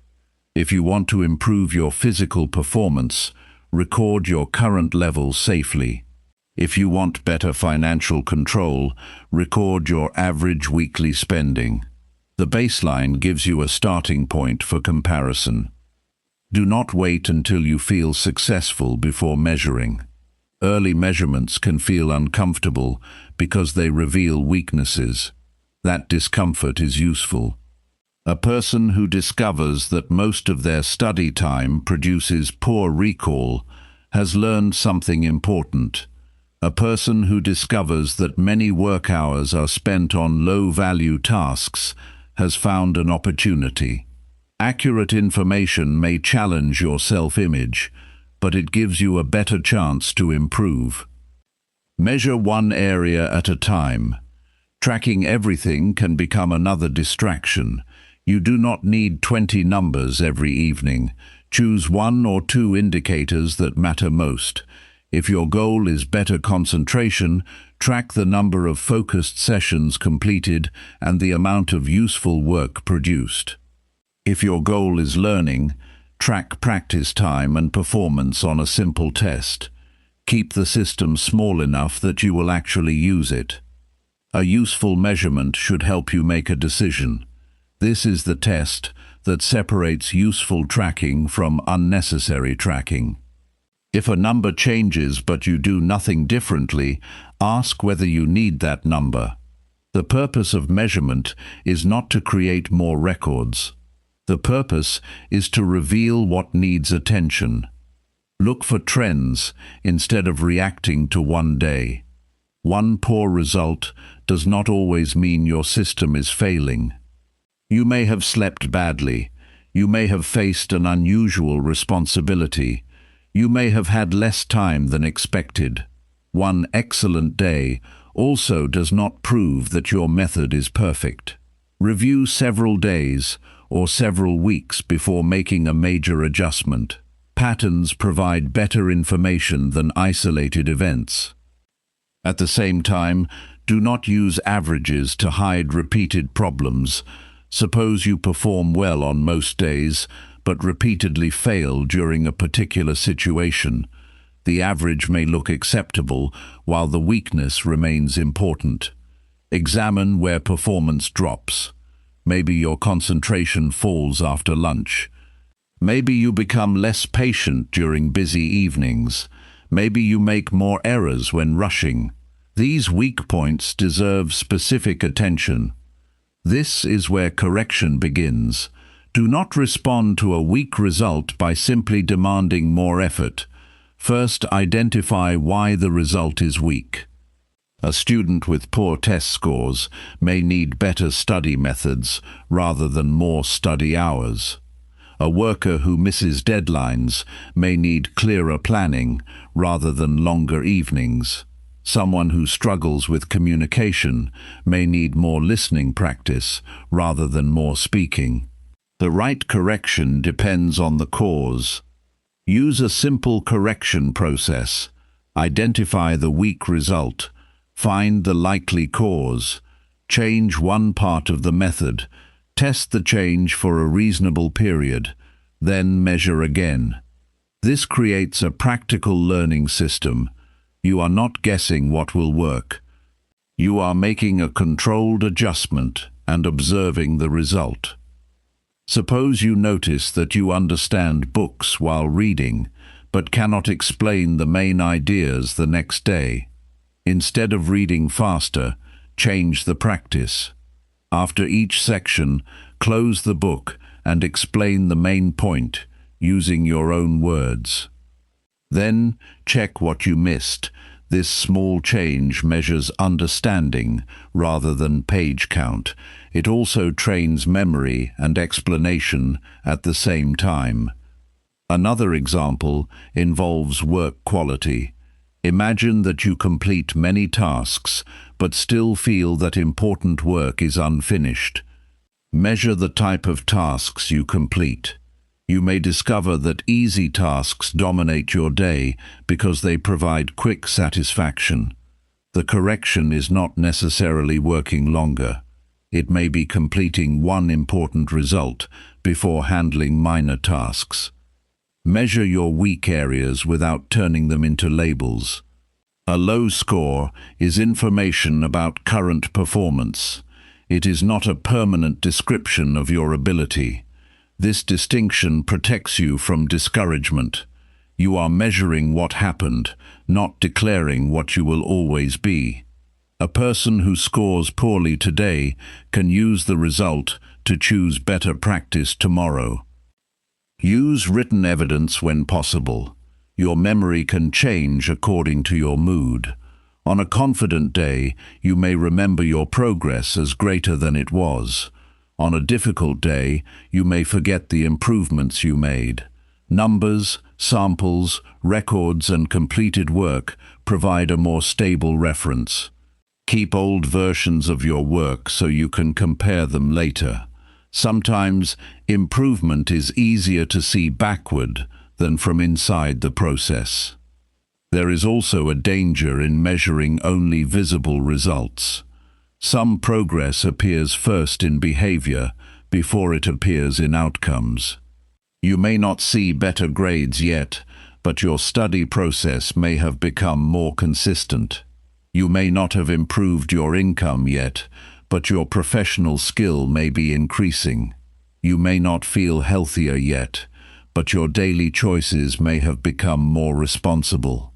Track important behaviors alongside final results. Set review dates instead of checking your progress constantly. Daily measurement can be useful for simple behaviors, but constant evaluation can create unnecessary pressure. Choose a weekly review for routine habits and a monthly review for larger goals. During the review, compare your current evidence with the baseline. Ask what improved, what remained unchanged, and what became weaker. Be willing to change a goal when the evidence shows that it was poorly designed. A target can be too easy, too difficult, or simply unrelated to the result you actually want. Changing the measurement does not mean giving up. It can mean becoming more accurate. The purpose of a goal is to guide useful action, not to force you to defend a number that no longer makes sense. Give special attention to small improvements that can be repeated. A slight increase in accuracy may seem unimportant today. A few extra minutes of focused practice may seem insignificant. A small reduction in unnecessary spending may not change your finances immediately. Yet repeated improvements create a different pattern of behavior. The important question is whether the change can be maintained and built upon. At the end of today, choose one area where you genuinely want to improve. Write down your current level using a simple measurement. Decide what better performance would look like. Track it for the next 7 days. Then review the evidence without exaggeration or excuses. Find the weakest point and make one correction. Your progress becomes more useful when you can see it, understand it, and respond to it. Measurement gives you clarity. Review gives you understanding. Correction turns understanding into better action. Keep examining the evidence and make each adjustment with purpose. That is how effort becomes improvement rather than simply more activity. Chapter 9. Persist when daily improvement feels difficult. Persistence is tested most seriously after the excitement of starting has disappeared. The first days of change can feel rewarding because every action feels new. Later, the work becomes ordinary. Results may slow down. Your schedule may become crowded. You may question whether the effort is worth continuing. This stage is not a sign that improvement has stopped. It is the stage where your ability to continue becomes more important than your ability to begin. Many people stop because they expect progress to feel steady. Real improvement often moves unevenly. You can practice a skill for weeks and notice little visible change. Then one day you perform better because your previous practice has given you enough experience to respond differently. The quiet period matters because your ability is being developed through repeated exposure, even when the result is not immediately obvious. Learn to separate slow progress from wasted effort. Slow progress means your method is producing some useful change, but the result is taking time. Wasted effort means your method is not producing the intended result and needs correction. These situations require different responses. Slow progress calls for patience and continued practice. Wasted effort calls for examination and adjustment. Do not quit simply because the reward is delayed. A difficult period becomes easier to handle when you stop measuring your commitment by how much you enjoy the process. Some forms of improvement are naturally repetitive.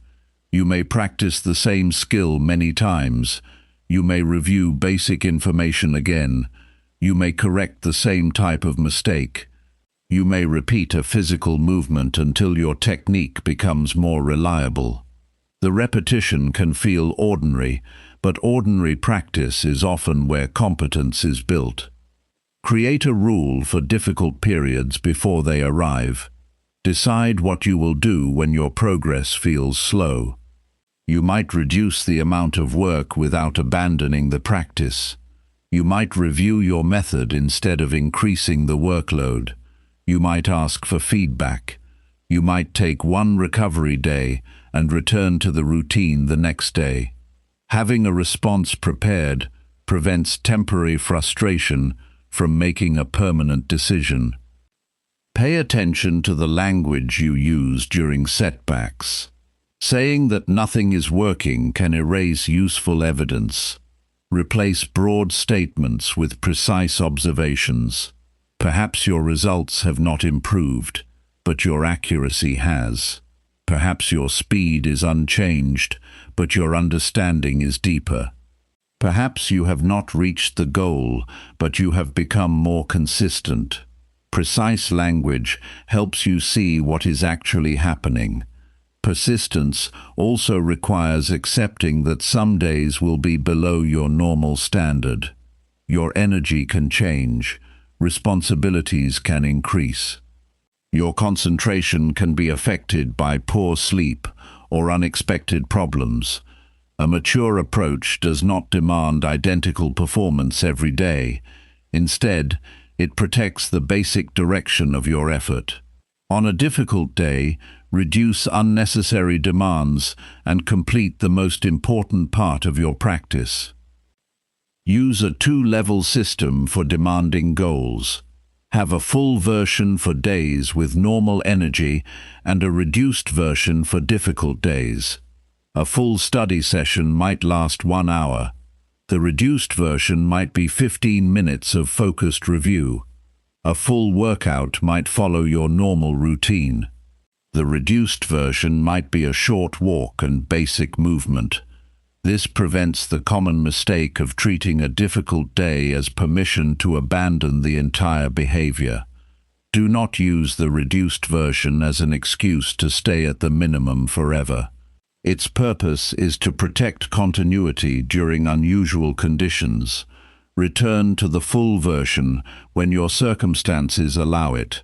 This gives your routine flexibility without removing standards.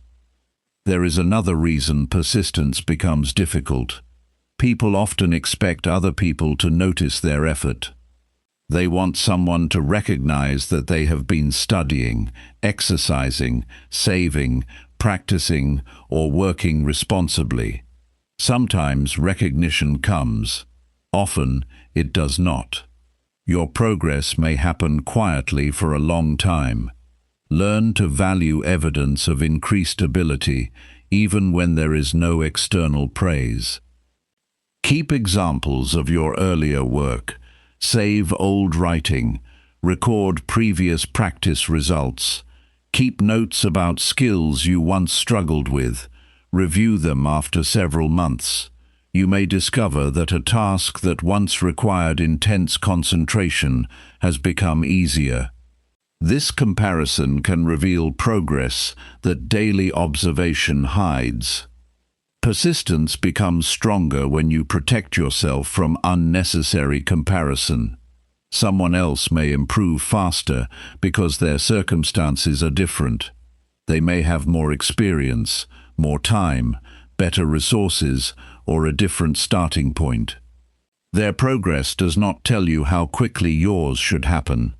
Compare your current performance with your own previous evidence and use other people mainly as sources of useful information.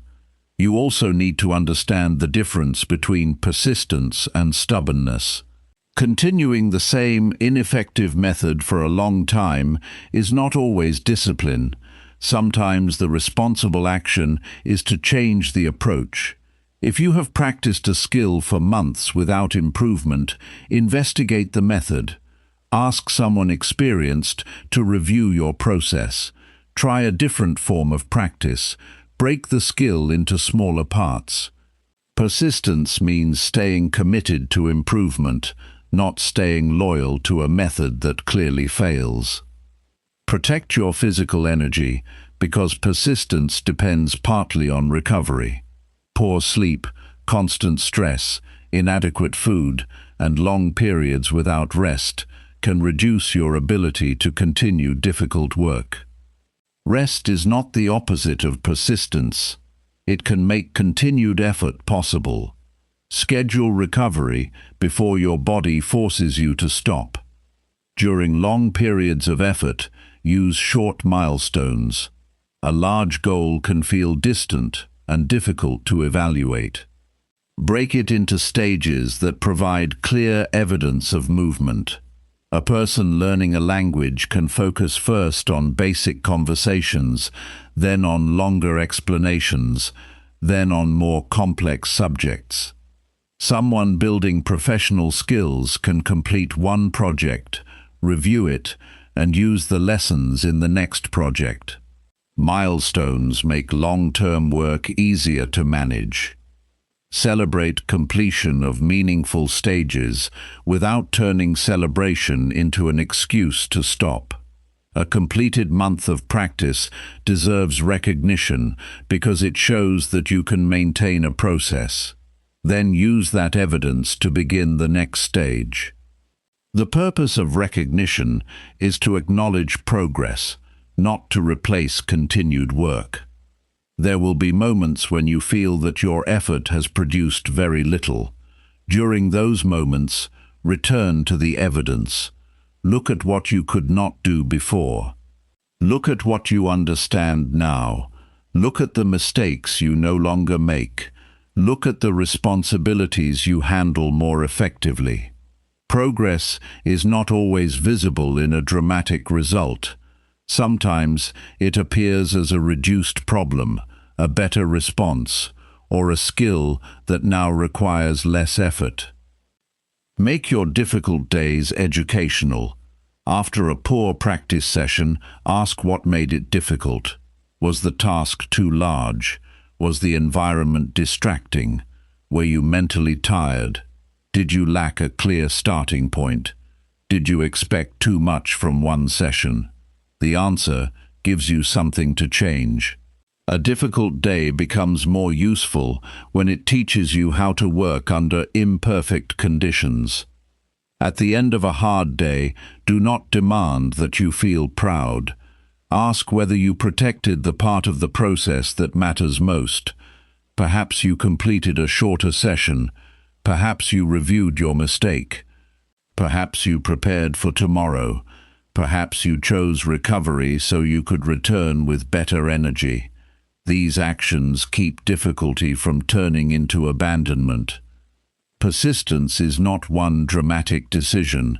It is a series of ordinary decisions made across weeks and months. You continue learning after the first excitement fades. You adjust the method when results remain weak. You reduce the workload when necessary without losing direction. You return after interruptions. You keep practicing when nobody is watching. The next difficult day will not need to become your strongest day. It only needs to become a day in which you remain connected to the person you are trying to become. Protect the essential action. Learn from the difficulty, recover properly, and return to the work. Over time, the ability to continue becomes one of the most valuable improvements you can develop. Chapter 10. Become stronger through lifelong daily self-improvement. Becoming stronger is not a project with a finishing date. It is a way of living that continues as your responsibilities change, your knowledge grows, and your understanding becomes deeper. A person who keeps learning can remain useful and capable through different stages of life. Daily self-improvement gives you a reason to keep developing even after you reach goals that once seemed very important. Lifelong improvement begins with accepting that there will always be something you can learn. This does not mean believing that you are inadequate. It means recognizing that life keeps presenting new situations that require new skills. A young professional may need to learn how to manage money. Later, that person may need stronger leadership skills. Family responsibilities may require better communication. A change in work may require new knowledge. Growth continues because life continues to change. Do not make improvement dependent on a single goal. Goals are useful because they give your effort direction, but they eventually end. You complete a course, you reach a financial target, you improve your fitness, you finish a project. Then another stage begins. A lifelong approach asks a larger question about the kind of person you want to keep becoming. This question remains useful even after specific goals are completed. Build a personal learning system that fits into normal life. Set aside a small amount of time each day for reading, studying, writing, practicing, or reviewing. The subject can change according to your current needs. The important part is maintaining a relationship with learning. You do not need to study for hours every day. 20 focused minutes can be enough to keep a useful skill active and give you new information to apply. Choose knowledge that improves your decisions. Do not measure learning only by how much information you can remember. Study subjects that help you solve real problems.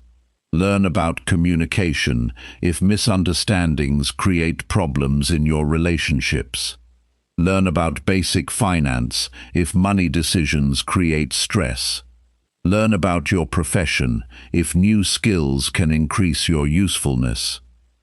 Learn about health and recovery if your energy affects your responsibilities. Knowledge becomes valuable when it changes how you act. Teach yourself to ask better questions during ordinary situations. Why did this result happen?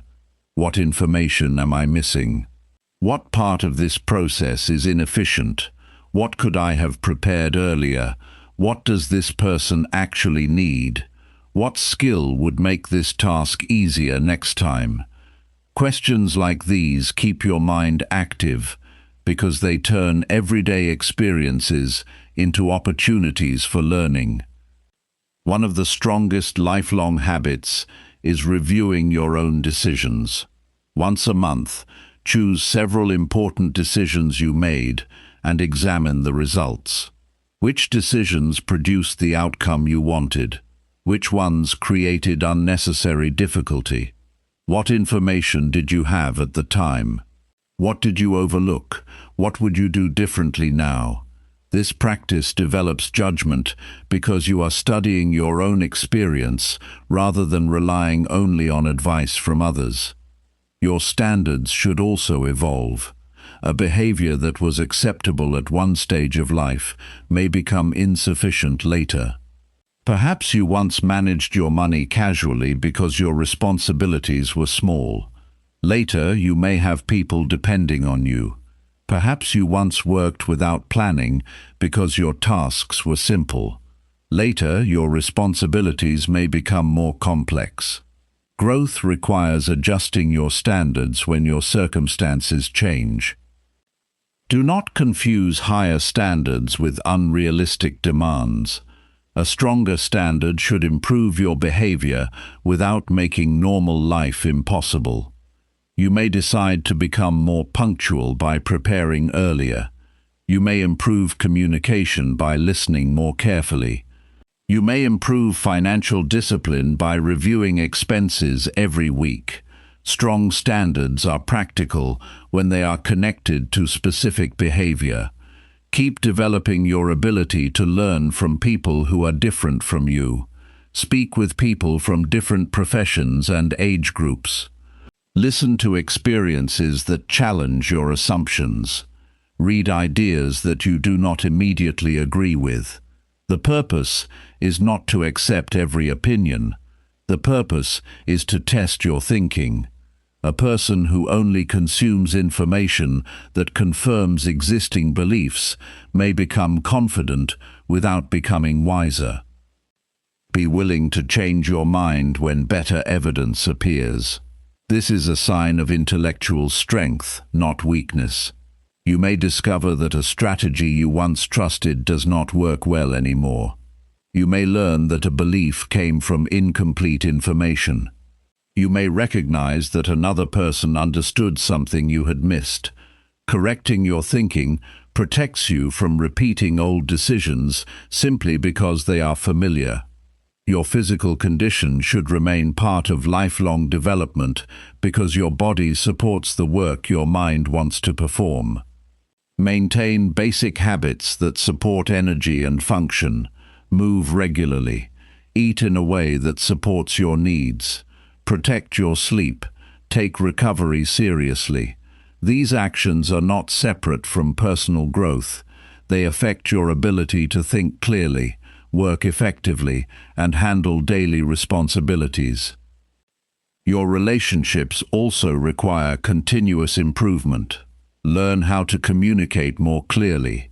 Learn how to disagree without creating unnecessary hostility. Learn how to apologize without making excuses. Learn how to express appreciation directly. Learn how to listen without planning your next response. These skills become more valuable as your relationships become more important and your responsibilities become larger. One practical exercise is to choose one relationship each month and improve one behavior within it. Perhaps you interrupt too often.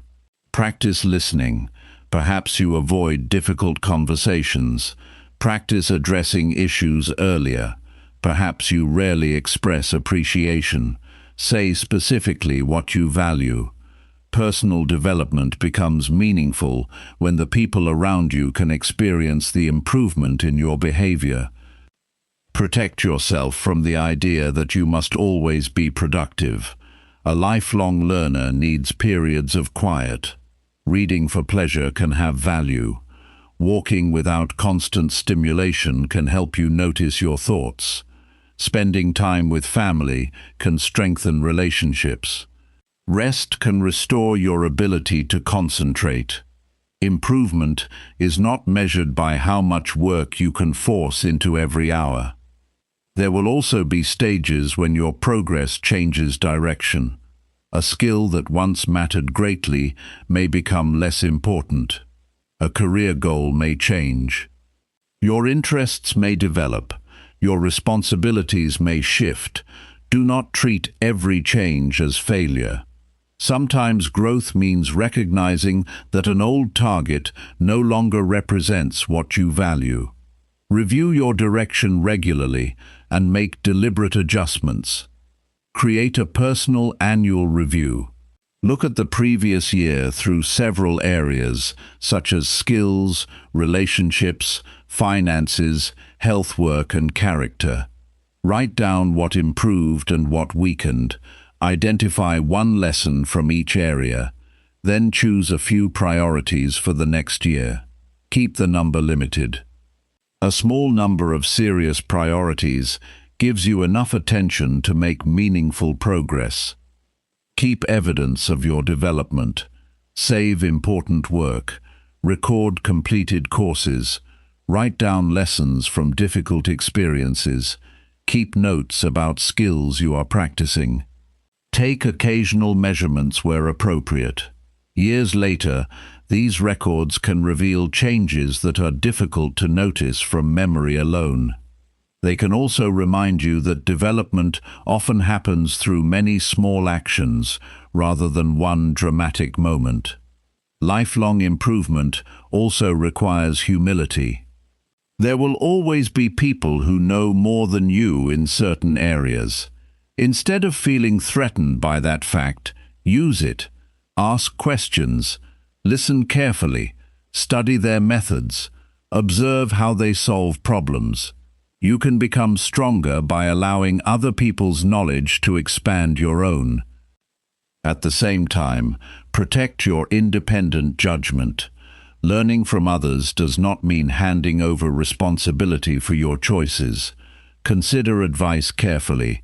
Check important information. Compare different perspectives. Then decide based on your circumstances and values. A mature person can remain teachable without becoming dependent on every new opinion. As the years pass, one of the greatest benefits of daily improvement is increased usefulness. You become better able to solve problems. You communicate with more clarity. You understand your strengths and weaknesses more accurately. You recover from difficulties with greater skill. You make decisions with more information. You become someone who can contribute more effectively to the people and responsibilities that matter. Do not wait for a perfect stage of life before continuing to grow. Busy periods will come. Quiet periods will come. Success will come. Failure will come. Your interests will change. Your responsibilities will change. Your energy will change. Through all of these changes, keep one simple practice alive. Learn something useful. Improve one behavior. Review one lesson. Develop one skill. Then use what you learned in real life. Years from now, the value of this approach will not come from having completed every goal you once wrote down. It will come from having remained willing to develop yourself as life changed around you. Your knowledge can expand. Your judgment can become more accurate. Your habits can become more useful. Your character can become more reliable. There is always another skill worth developing, and another part of your life worth handling with greater care. Make learning part of your normal day. Make reflection part of your normal month. Make correction part of your normal decision-making. Keep your standards flexible enough to match changing responsibilities and strong enough to protect what matters. Give yourself permission to grow beyond the person you were last year without becoming dissatisfied with the person you are today. A better life is built through continued development rather than one final achievement. Keep reading, keep practicing, keep examining your decisions, keep improving the way you treat people, keep developing skills that make you useful, keep your curiosity alive. Let each stage of life teach you something new and give you another reason to become more capable. You have reached the end of this audiobook, but your improvement should not end here. Remember this simple truth: you do not need to change your entire life in one day. You need to make one better decision today, repeat it tomorrow, and keep building from there. The person you become is being shaped by what you practice when nobody is watching. There will be mornings when you feel strong. There will also be evenings when you feel tired and question your progress. Do not wait for perfect motivation. Return to your standard. Read the pages. Do the work. Practice the skill. Correct the mistake. Protect your time. Keep your promise to yourself. And do not measure your life only by how far you have come. Measure it by how seriously you continue to grow. Tomorrow, choose one habit that deserves your attention. Make it small. Make it clear. Then do it. Come back to this audiobook whenever you feel yourself becoming comfortable with staying the same. Listen again when discipline feels difficult. Let these ideas remind you of the standard you chose for yourself. Because your next improvement may begin with one ordinary decision that you make tomorrow morning. Keep learning, keep correcting, keep improving, and never become so comfortable with who you are today that you stop becoming better.